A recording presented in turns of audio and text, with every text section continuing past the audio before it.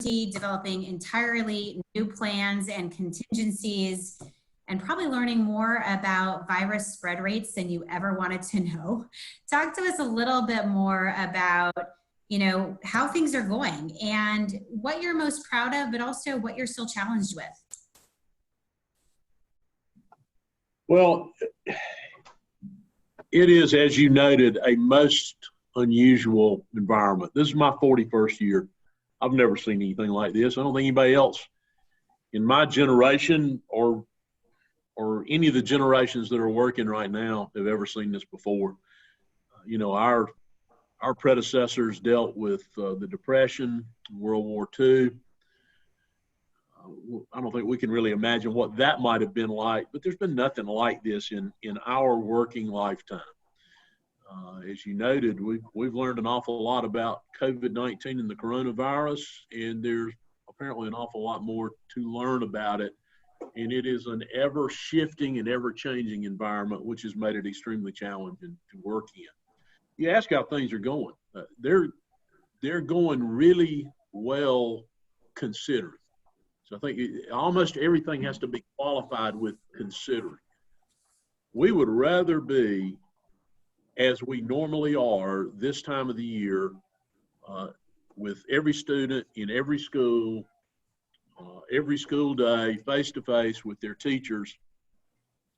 That's just the most effective way, the best way, but we're not able to do that. And I know that's very frustrating to a lot of people. It's frustrating to those who are trying to work in two different systems. We have teachers and people supporting teachers and leading teachers that have spent numerous and countless hours preparing for this and carrying it out. It is not where any of us would want to be, and it's certainly not where parents or families would want to be, because it creates a whole different set of challenges for them beyond the normal challenges of being a family in the 21st century.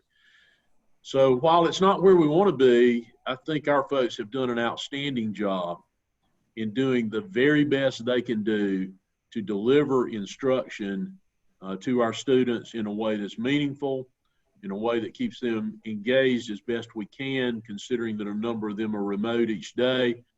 And we're doing it in a way that we're considering and ensuring the health and safety of students and adults.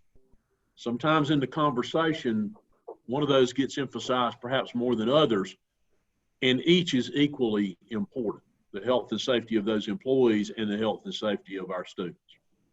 So it's got, as I said, quite challenging for everyone, but I could not have asked for our nearly 10,000 employees to have responded in any better manner.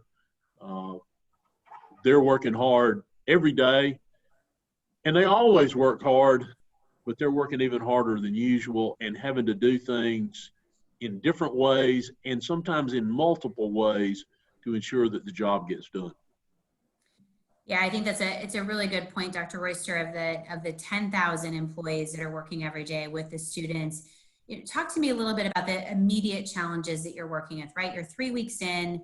Obviously, you're being very responsive to things as they come up. What are some of those big immediate challenges that you're trying to tackle? Well, some of the immediate challenges and some of the things that we're doing to address them, I think we've been able to set up a very robust and rigorous virtual program. And when I say virtual program, that's really the school that's set up for you to attend virtually 100% of the time. And we have 23,000 students in that school. What remains a challenge is those students that are choosing to be in the bricks and mortar version. Right now they're coming 2 days a week, so they're doing e-learning the remainder of the time. Making sure that that is and continues to be a rigorous and accessible platform is one of the challenges that we have. And so we're spending a considerable amount of time working to ensure that it is both accessible and it's rigorous. We were very fortunate. Earlier this week, we were informed by the county that as a part of their CARES Act funding, they had approved about $250,000 to us for the purpose of installing solar-powered Wi-Fi access points in areas of the county that do not have consistent, reliable, or even don't have at all internet service. Now, they awarded that to us, but it is not exclusively for nor limited to the use of our students or our employees. It will be something that makes Wi-Fi available, internet access available to all residents of the county in some centralized locations in the parts of the county that do not have reliable service.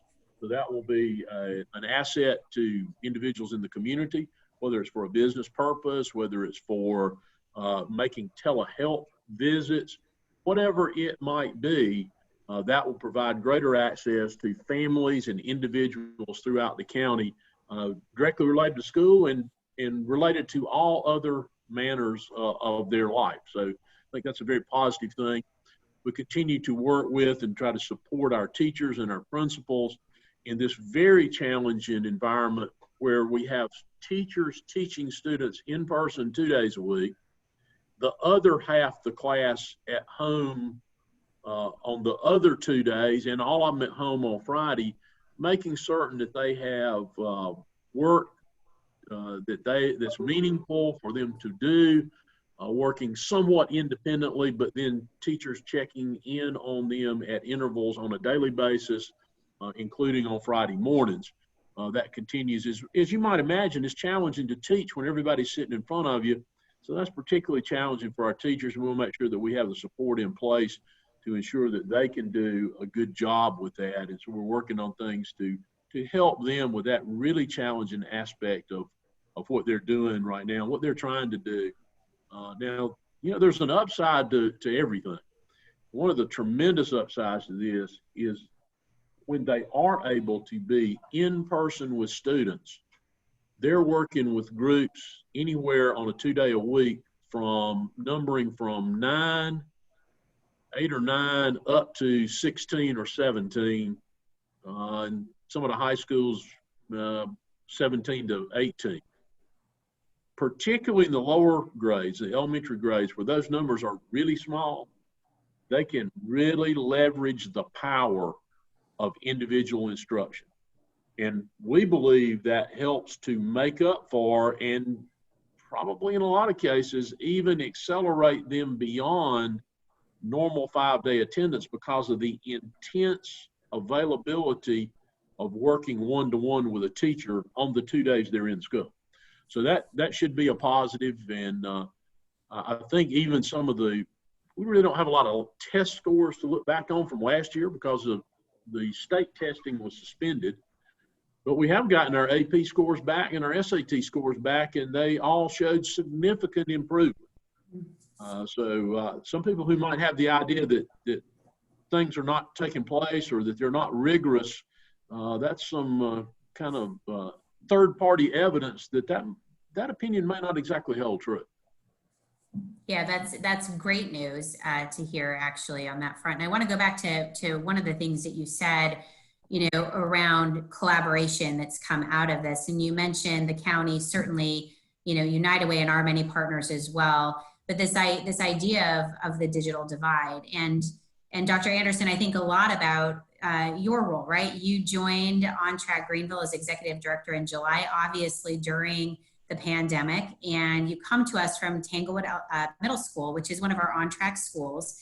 And the whole purpose of OnTrack Greenville is to really work with kids and families that are of lower socioeconomic status in our community, and really make sure that they have the resources. And I'm a firm believer that the time that we're in right now will have generational impacts in terms of education and what it means for our children. We talk a lot about the summer slide. That's a well-known concept of that our lower income students may not have the same supports during the summer and may in fact lose some ground of what they've learned in the school year. And one of the concerns that we have is that many of our lower income students have now had quite some time removed from school, and that those impacts will be significant, and many of whom are kids of color.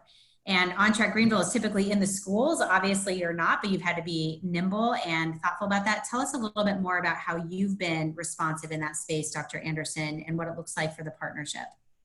Absolutely. First off, thank you, Dr. Roysterr, for your partnership and with OnTrack Greenville. Again, only being the executive director for a few months now, I've already seen the level of trust and collaboration that exists between the United Way and Greenville County Schools.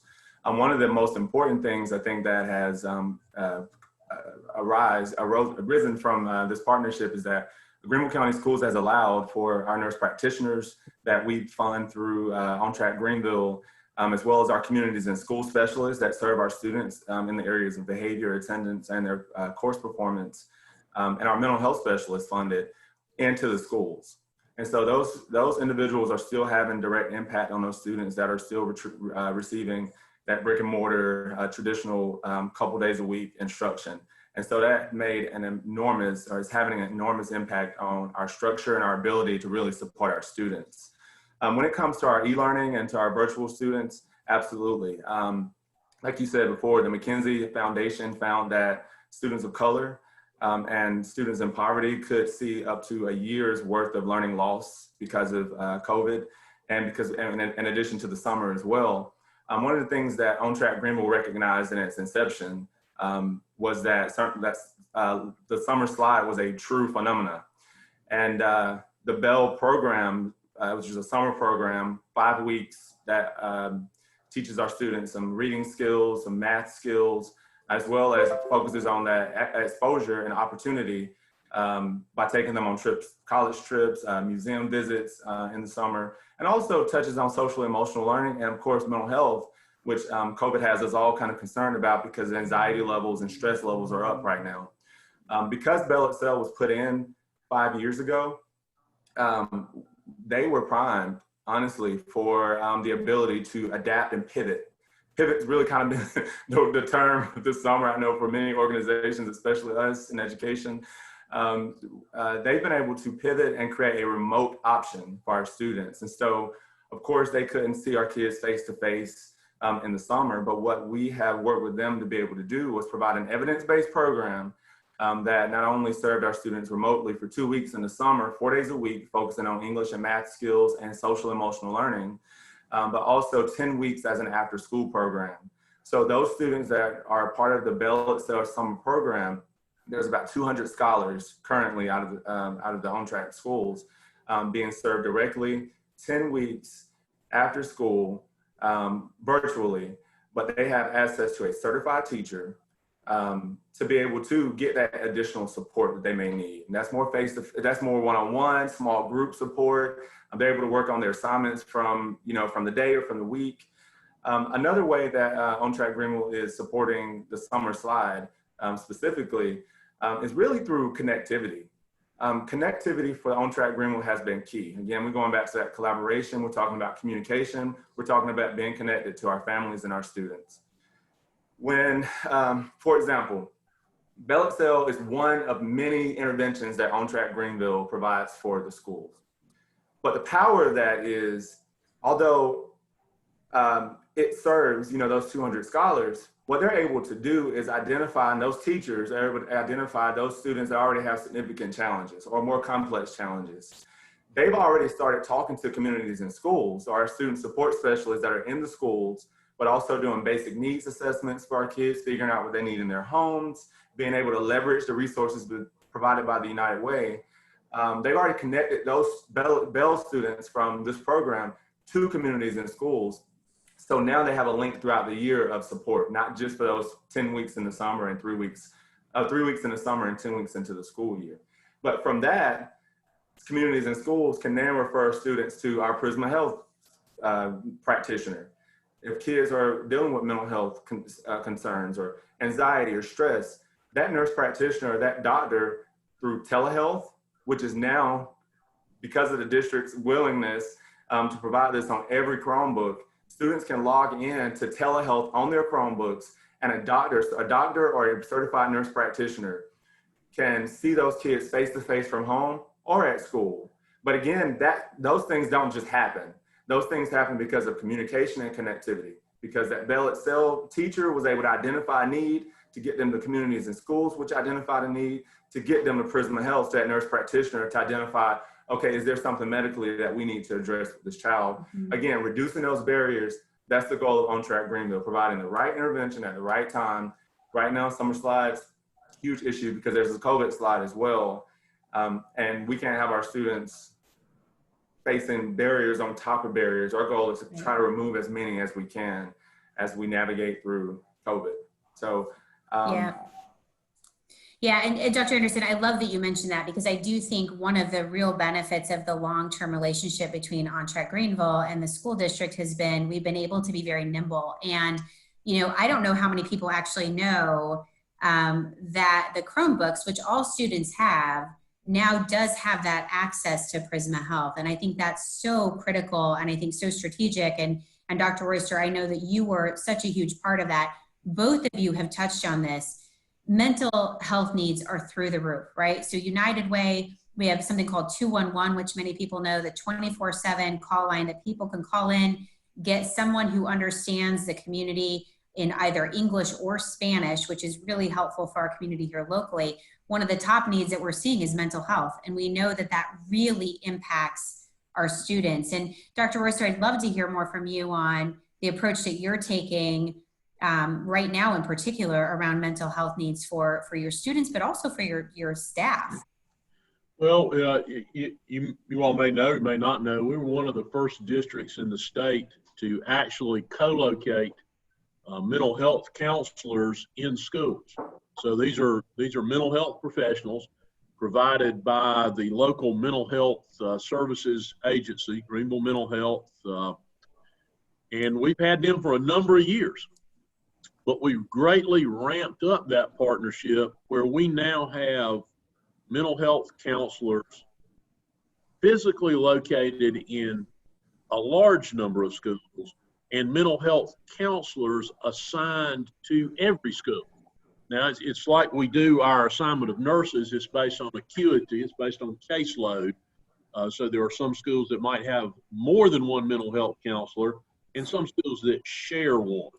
That was, I think, a tremendous step forward in mental health services for students. Those are available through telehealth right now.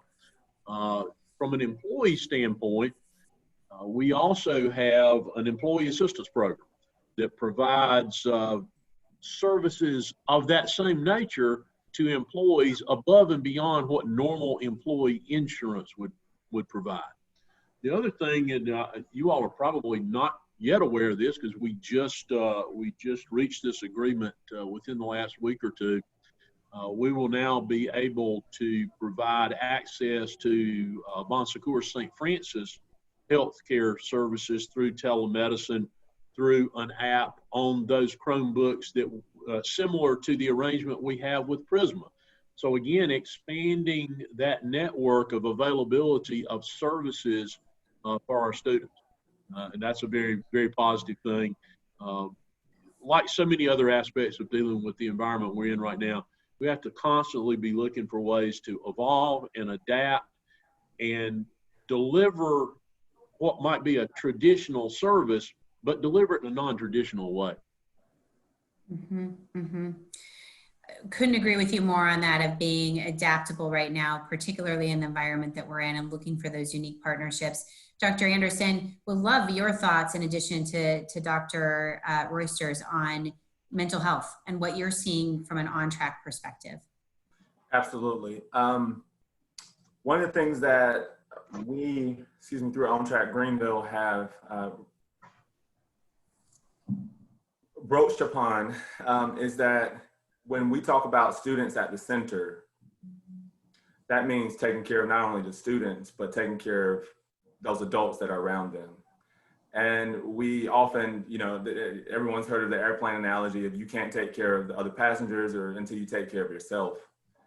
And so OnTrack Greenville this year, in our strategic direction, and this was, I think, asked in the Q&A as well, how are we really taking care of the needs of all of our students, not just the 200 served by Bell Excel. We've developed a plan around teacher support, student support, family and community support as well. and measuring those things. So what we decide to intervene with effective in the end of the day, and do we need to continue to do it or not? But in terms of mental health, what we have recognized is we've created a plan for supporting the teachers as well as the families.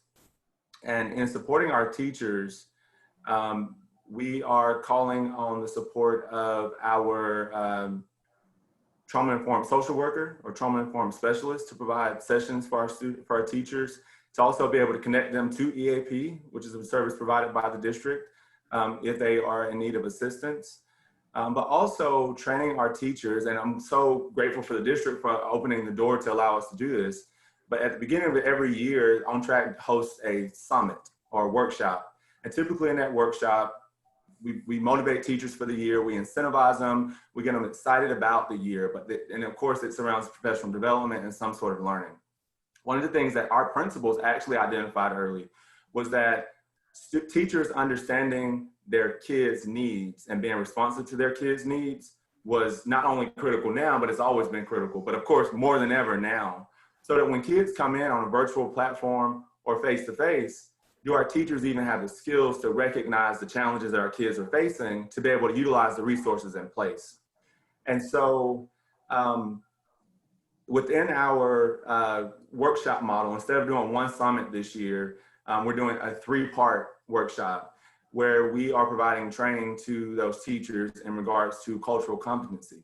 And at the end of the day, cultural competency is being able to respond to the needs of your kids. Do you know the kids that are sitting in your class? It doesn't matter wealthy, poverty, no. All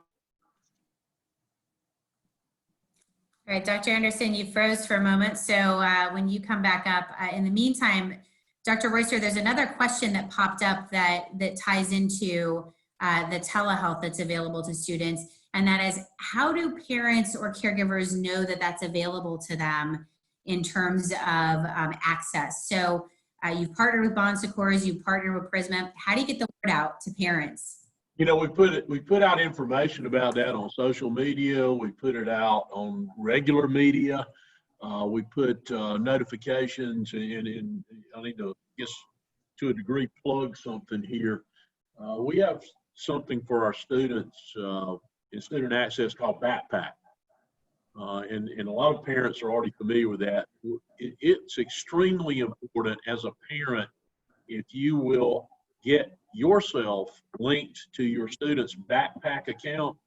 We send out all kind of information particular to your individual student, but on a broader sense, information to in general about the school district that might or might not benefit your particular student, but it's another platform by which we get information directly to parents. So if you're a parent, if you're not signed up within your student's Backpack account, we would ask that you do so, and you can go on our website and see how to do that, or you can have your student pull up their Backpack account, and it will give you the instructions there as to how to do it. Great. But it is always difficult to get information out to people. And sometimes it seems no matter how many different ways you put it out, there's still people that don't know we're doing this. Right. Yeah. You know, one of the questions that stems from that for me is, we know that we've seen the Spanish speaking population grow exponentially within Greenville County schools. I know many of our team members are actually learning Spanish so that they can be more flexible and fluid within their classroom or within the work that they do with the students. Can you talk a little bit about how you're addressing that so that you have that ability to provide, resources in Spanish as well? Yeah, no, the first thing I guess it's important to know of our 77,000 students, about 49 different languages are represented in those 77,000 students. But we tend to think mostly of Spanish when we think about English second language and English language learners. And obviously it is the predominant percentage of individuals whose first language is not English. But we do have about 49 different languages represented in the district. We have far more resources to work with Spanish-speaking families and students initially than we do the others. We do have some resources that allow us to get translators to work in any language we need to. But for as far as the Spanish based speaking population, almost all, and I think I'd probably be safe in saying all of our schools that serve larger percentages of the Hispanic population have multiple individuals on their staff that speak Spanish. We also have resources at the district level that's individuals who speak Spanish. Anything we send out, we have it translated into Spanish, because again, that's the predominant first language for those families for whom English is not the first language. We also send communication regularly out to and through the Hispanic Alliance. So everything we're putting out in both English and Spanish. Great, thank you. And Dr. Anderson, welcome back. The real life of technical. It looks like he might be frozen again, actually. So we'll come back to that. You know, Burke, I think one of the things that's top of mind for so many of us right now is the deep racial inequities that we're facing as a nation, and that we're facing in many communities around our country. And recently, the Urban League of the Upstate, the Chamber of Commerce, and United Way joined forces to launch the Racial Equity and Economic Mobility Commission, which is about 30 leaders from around the community who have the real ability to influence change there. You are one of those leaders, so thank you so much for being part of that. Of course, education is top of mind with so many people in terms of what the racial inequities tell us of African-American students, Hispanic students, not performing at the same level academically as their white counterparts. I would love to hear more about the district's approach when you think about race equity. I know you're deeply committed to creating change there as well. Give us your thoughts on what you're seeing now and what you're doing in that regard. Yeah, I'm pleased to be part of the Race Equity and Economic Mobility Commission. I think that we all know that really public education in general, is the key to impact on the future. The students, obviously, that we have in school right now, they're going to lead, shape, and mold our future community, our state, and our nation. So this is the logical place where we need to bring attention to issues, to problems, to inequities, no matter what they might be. And obviously, now we are, as we should be, focused on inequities along racial lines and disparities there. We've tried to focus on that for a number of years. There's disparity, I think, in general in educational systems throughout the country in the level and rigor of coursework undertaken by minorities within the school. And that's not a reflection on them not wanting or desiring to do things more rigorously.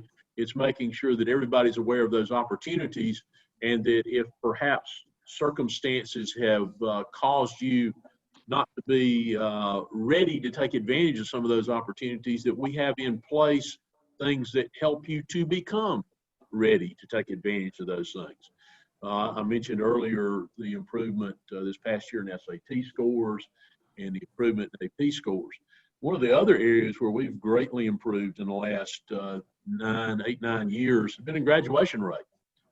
What most people don't realize is our graduation rate on the whole has improved, but our graduation rate for minority populations has improved at a greater rate than has the rate for all students. So we see that we are making some progress in closing the gap, and you'll hear people talk about gaps related to ethnicity within student achievement. So we know that we're making progress. Are we where we need to be? We are not, but that is, to me, reassuring, and should be reassuring to our teachers, to our principals, and to the community, that things are going on that are helping to close that distance, narrow that gap. But there are other things that need to take place. And going back to the work of this commission, the greater our understanding of the problem, the better we are positioned to fashion solutions to the problem. And in some cases, the first step is there to be an awareness there's a problem, period, for everybody to be aware there's a problem. Then to quantify to what degree that's a problem, and within the problem, what are the solutions? What would help resolve this? What will help close that gap? In a similar way to, I think we're making progress on closing the gap to graduation. Then what are other gaps we might have? Are minority students represented within AP classes, within college credit, within industry certification? Are they represented there proportionally with their representation in the population? Now, that's a first and easy step to take and to look at. Our vision for our graduates is obviously number one, you graduate, but that you leave us with either college credit or an industry certification. That's better than any test score on any kind of test that anybody's ever devised. If you want to know if somebody's college ready or career ready, they got a transcript that shows college credit on it, or they've got a certification that says they can weld or they can be a firefighter or whatever the certification might be. So that's our goal for you to graduate with an indicator that you're college and career ready, and that individuals representative of every segment of our population are represented in one of those two categories or both of them. We have some students that leave us with both college credit and industry certification. So that if those are kind of our primary markers of success, where do we stand in students from every background within our district? Where do we stand with them attaining those things that we desire for all students? Mm-hmm. Mm-hmm. Yeah, thank you for that. And you know, Dr. Anderson, we've often talked about OnTrack Greenville being one of the best equity plays that we have in partnership with the district, because the majority of students who are served within OnTrack Greenville are students of color. And talk a little bit more about the philosophy there and what you're doing as it relates to race equity and the approach. Absolutely. First off, I apologize for my internet over here. You need one of those Wi-Fi hotspots. Exactly, right? So first off, just I think reconnecting back to like the impact of OnTrack Greenville and this collaboration in general. First off, you know, there's an early warning system in every school.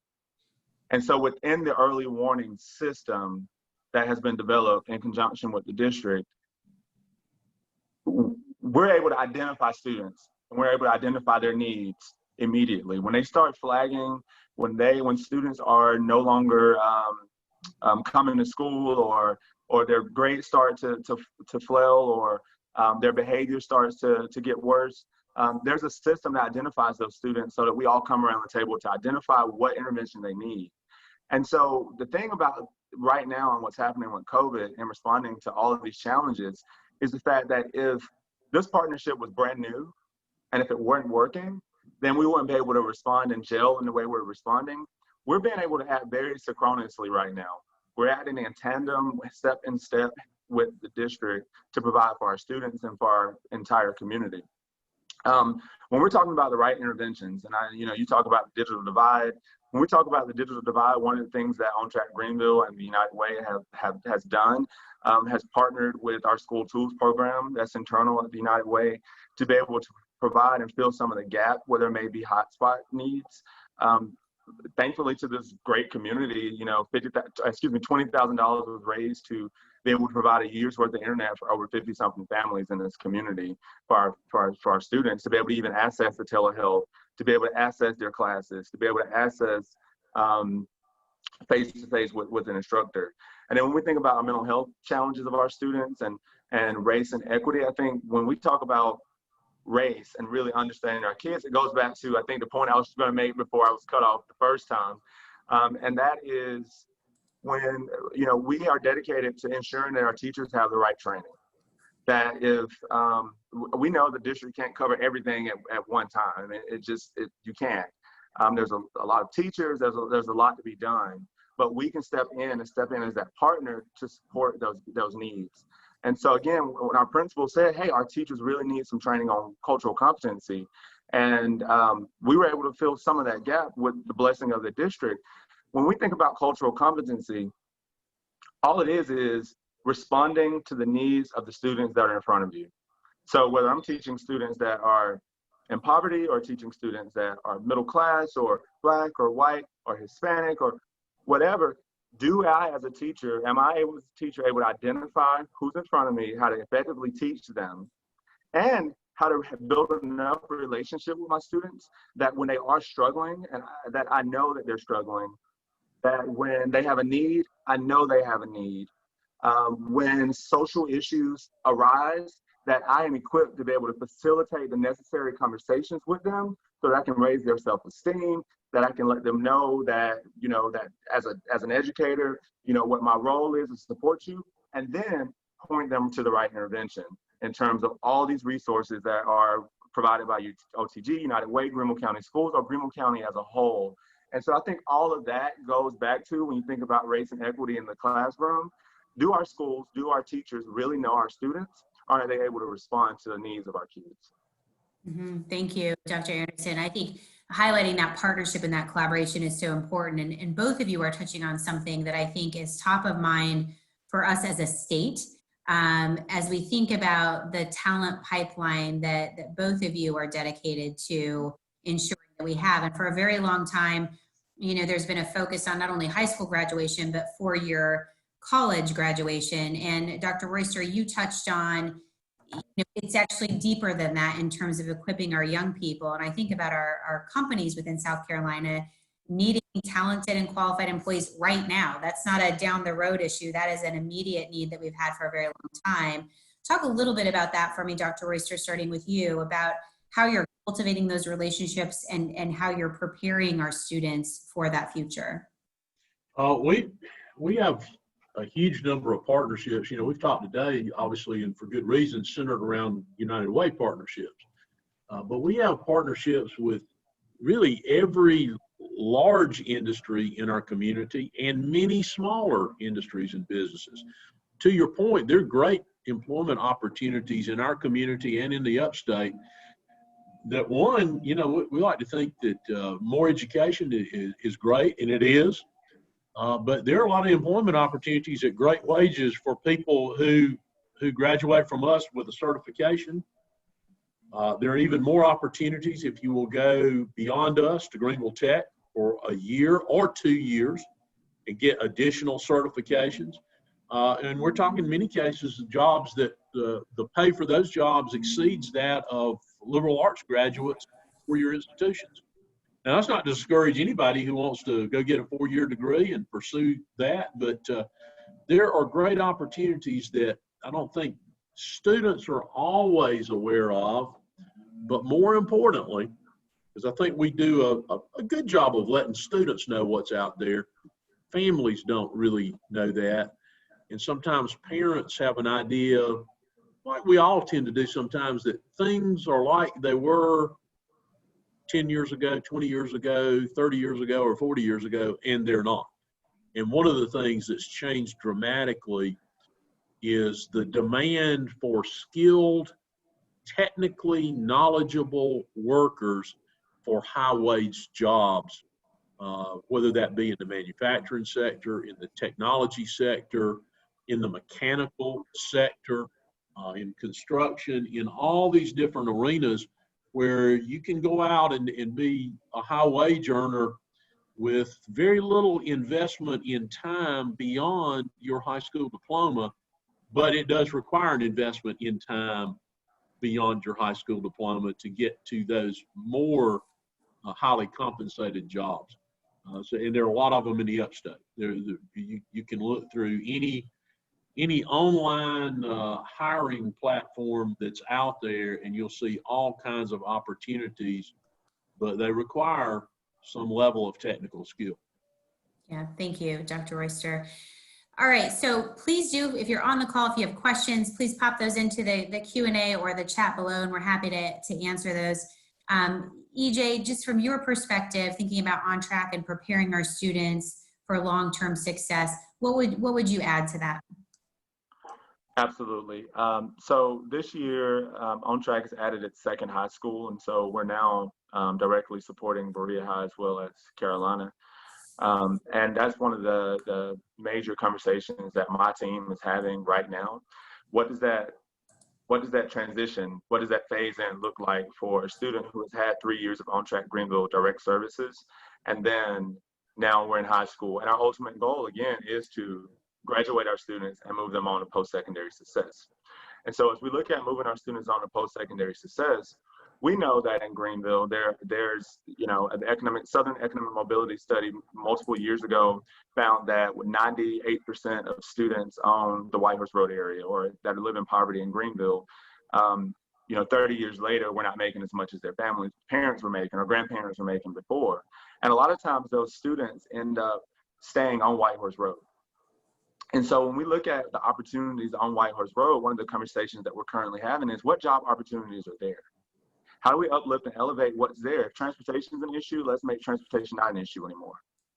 If connecting to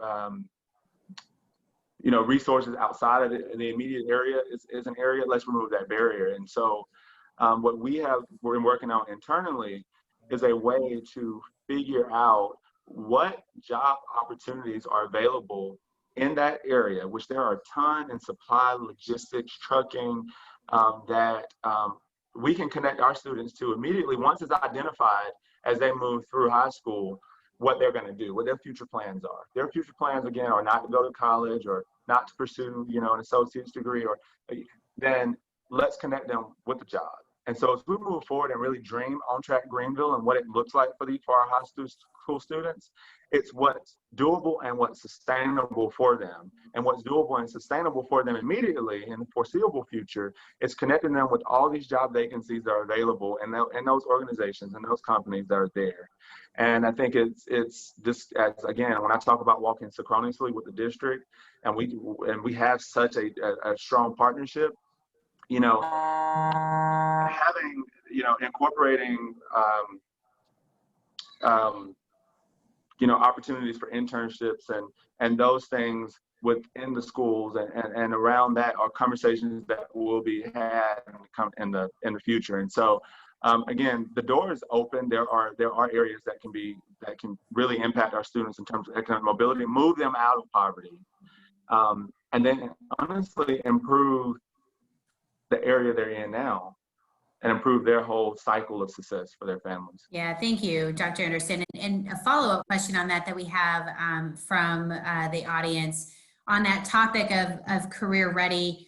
I just read this week, and I saw this as well, the Be Pro, Be Proud South Carolina mobile workshop to help introduce students to skilled trades. Will this be making a stop in Greenville County? And Dr. Roysterr, I'm going to kick that over to you. I saw that in the news as well. Is that on the route for that particular effort? I kind of know about it. What you all know, I saw that on the news. We don't have any particular information, but I would think safely assume that it will make a stop here. One of the things that we do, in fact, I'm going over in just a little bit to video a promotion at the Drive. We do an advanced manufacturing night at the Drive. We're doing a little promotion for that this afternoon to bring awareness to the many jobs in our community in advanced manufacturing. So it's a night, this has been a baseball season like no other as well, and the Drive didn't have a season, but there will still be an event centered around manufacturing, sponsored by the Drive. We also do one with the Drive for health careers, another high demand, high wage job area in our community. So we do things like that to promote within the community. And again, the primary audience not really being students, but the primary audience being their families to make them aware of these. And we're beginning to work in create other nights where we highlight specific career areas and do other promotions, not simply those that we do with the Drive, to bring awareness to these kinds of jobs. Because there are right now far more jobs than there are qualified people to fill those jobs. And there are Edward made the point of specifically mentioning along the White Horse Road corridor. Those jobs are not concentrated in simply one area of the county. To his point, that they are in that area, which is a most challenging area for people economically, but literally there is employment opportunity throughout our county or within easy driving distance, though transportation is a barrier for a lot of individuals in poverty. So it's also good for them to know and be aware of what might be within a distance that they can get there, whether that be through the existing transit system or possibly if it's a community-based job, you live in that community, you may walk to work until you can reach a point that you can provide your own transportation. So there are great opportunities out there. But like so many other things that we've talked about today, ensuring that people are aware of them, and no matter how many different ways we try to communicate it, it is very challenging to get people sometimes to listen.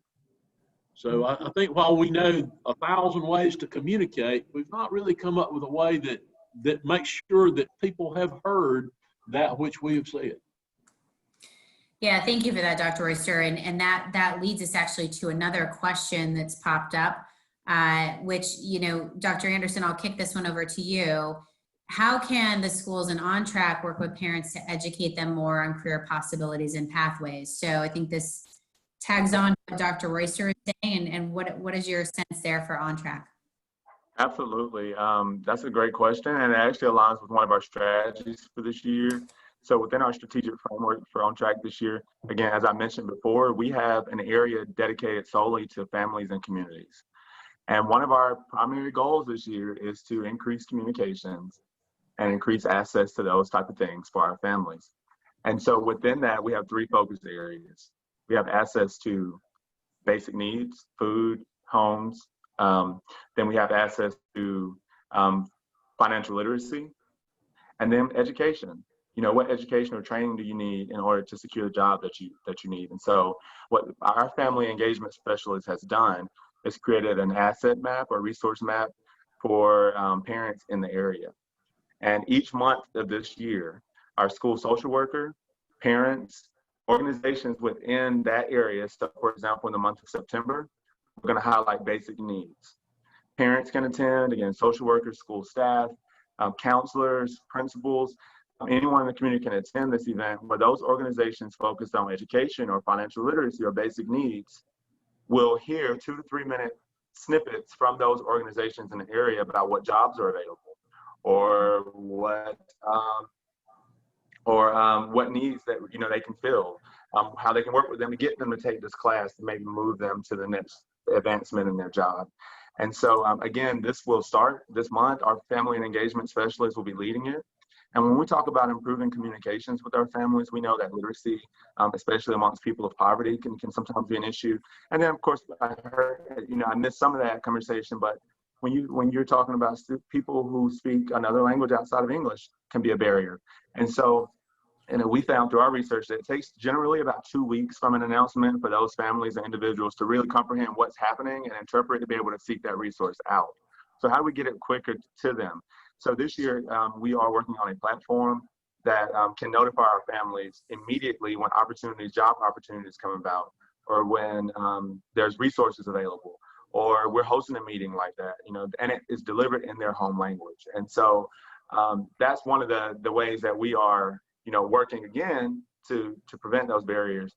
But again, to your point, once they get the notification, they know the meeting's out there, the platform is there, it's been facilitated, and all those folks in the community are coming around the table to say, hey, here's what we have available for you to serve the community.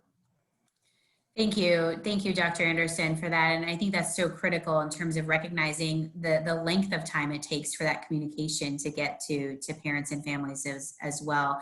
So a couple more questions that are coming up in the Q&A for both of you. One is really around the school district's efforts, OnTrack's efforts. Why don't we scale OnTrack to every school? Well, part of, I would say, the answer to that, and Dr. Roysterr, I'm going to turn that over to you because you were critical on this. the elements of OnTrack Greenville actually do exist in every school in the district. And Dr. what happened without your leadership there? Do you want to talk a little bit about how that happened? Yeah, when we talk about OnTrack, we're really talking about a couple of things. One is we're talking about a framework, and then we're also talking about an implementation around that framework. So OnTrack, if you go back to the core of OnTrack, when this started now nearly 10 years ago, the idea was first conceived. And the idea started with our knowledge that while students leave school when they get to high school, because in South Carolina, by statute, you have to stay in school till past your 16th birthday. That's not when they drop out. That's when they physically leave. They drop out between the 5th and the 8th grade. And you can take a set of factors and you can apply it to students between the 5th and the 8th grade, and you can predict with better than 80% certainty who's going to drop out of school. And those factors are the basics of the identification of students in the OnTrack process. That being grades drop, discipline problems go up, and attendance decreases. We purchased, the district did, early on in this process, a software that does what previously somebody had to do. We already knew those things, but for it to catch a student, somebody, a teacher, a counselor, a principal, a coach, a band director, a school resource officer, somebody had to notice, hey, they're not coming, never been in trouble before. And when you think about the load that a teacher has or a counselor has within a school, the number of students they deal with, and we're dependent on them to notice that. Well, they notice a lot of things, but it's not the most efficient system. So we have a software that does that noticing for us.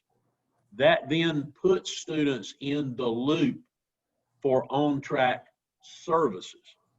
Those are a lot of the things that you've heard talked about here this morning. Edward talked in detail about a number of those services. Those are the ones that have obviously a price tag around them. Now, we have services available at every school. We have some limited number of social workers at the district level assigned out to the schools. Only our schools in the most impoverished areas have a social worker dedicated to that individual school. But we have social workers. We have the availability of telehealth services throughout the system, the students who need that.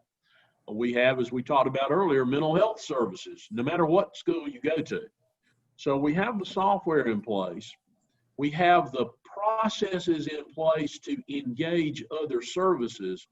What we don't have full on in every school in the district is the array of services that Edward did a great job outlining for us earlier in this conversation. We don't have those in place at every school because obviously there is a price tag to that, and it's a fairly hefty price tag. So it obviously competes within our system for other things that are also directly related to increasing student engagement and achievement. The single thing that we spend the most money on in our system are teachers. If you look at our budget, number one, 90% of our budget are salaries and fringe benefits, they're employees. And within that number, the vast majority by all measure are teachers and those providing direct instruction or supportive instruction. And that means teachers, speech therapists, classroom aides. Now, not an aide working in an office or something like that, but a classroom aide like in a pre-K class. That's the majority of where we spend our money. We're a people-intensive business because everything we do with people, and most of it is done by people. So there are obviously, as with any other enterprise, whether it's a private enterprise or a public enterprise, there are limits to resources. And so we have to strategically place those resources where there is the greatest need and they can make the greatest difference. But that's not to say that there are not students in every school in this district that have some need, not always related to poverty. Now we're concentrating and talking mostly about students in poverty today, but there's students that have challenging issues across all spectrums of the socioeconomic line, so to speak. And there are students in the most advantaged communities in this county that have need of some of the services that we've talked about today. But there are larger numbers in greater concentration with less private access in certain parts of our county. And one of the things I think that is most commendable about the work the United Way has done on this, and it goes back to talking about this, again, almost 10 years ago, the first idea of doing this, and it really grew out of a discussion with United Way, of United Way wanting to move in a direction to focus resources in a concentrated manner in areas where it would make the greatest difference to the largest number of people, instead of trying to do something everywhere, which, while it might help individuals, doesn't have as big an effect on those most in need of help. Yeah, well said. That's exactly right. And you gave a really, I think, nice sort of sneak preview, if you will, to the fact that we are being strategic about how does OnTrack scale, because we're getting some really important results there because we're being that focused on the strategies. And that's, you know, huge thanks to your leadership, Burke, and also to yours, EJ, in terms of that. I know there's a couple of questions that we didn't get to today in the chat box. We will reach out to you and make sure that we answer those for you, because they're very important, related to STEM and also to our students with disabilities and how we're serving them and making sure that there are the appropriate strategies in place. But I also want to be mindful of time that we've had today. We're coming up on our hour. I'm a big believer in ending on a high note, and I'd like to hear from both of you in the world that we're living in. And we'll start with you, Dr. Roysterr, and then Dr. Anderson will go to you. What's giving you hope right now? When I go out, and I've visited, I don't know, maybe 40 schools in the last 3 weeks, maybe a little more than that, out of the more than 90 schools that we have. And when I go out and walk the halls of those schools, and I go in classrooms and I see what's taking place, I see the effort that our teachers are putting forth, that our principals are putting forth, that all of our employees are putting forth. But most importantly, I see the effort that students are putting forth, how they're doing things in a different way to ensure they're safe, to ensure their teachers are safe, and that learning is taking place. And you can't go through a school visiting classrooms and not walk away from it encouraged and positive in your outlook about what's going on, despite the challenges of the circumstances. Thank you, Dr. Roysterr. Dr. Anderson, what's giving you hope? What gives me hope is just this community, to be honest. The way that United Way and our donors and community efforts, and I can't tell you how many people have called and said, hey, can we tutor? Hey, can we mentor a child? We know they must be dealing with a lot right now. What can we do? And just the ability to be able to connect them with an organization that can provide them with the training to get into a school, of the district's willingness to let us in, to be able to provide and fill some of those gaps and some of those needs, and to be able to enhance what's already happening. All of that gives me hope. You know, it's true teamwork, and it's like leaving no stone unturned to support our kids. That gives me hope every day to keep moving. And I look to the left, I have a partner. I look to the right, I have a partner. There's just really great things happening. And I think, after COVID, post-COVID, if we can continue the strong relationship with the way it is right now, we're going to be able to move mountains in terms of what we develop now. Yeah, thank you, Dr. Anderson. I couldn't agree with you more. And huge thank you to both of you. I know you both have very full calendars. Dr. Roysterr, thank you so much for making time in week 3 of school being in session. Dr. Anderson, thank you for your leadership and your commitment. And thanks to all of you for attending today. We're hosting another Stronger United session on the COVID impact in its entirety as a community on September 29th at 10:30 a.m. We hope that you'll be able to join us. And please do follow up on the email that you get today. If you have questions that weren't answered, we'd be delighted to make sure that those get answered for you. So thank you all. And again, thank you, Dr. Roysterr. Thank you, Dr. Anderson. And I hope everybody has a healthy and good day. Thank you. Thank you. Thank you all.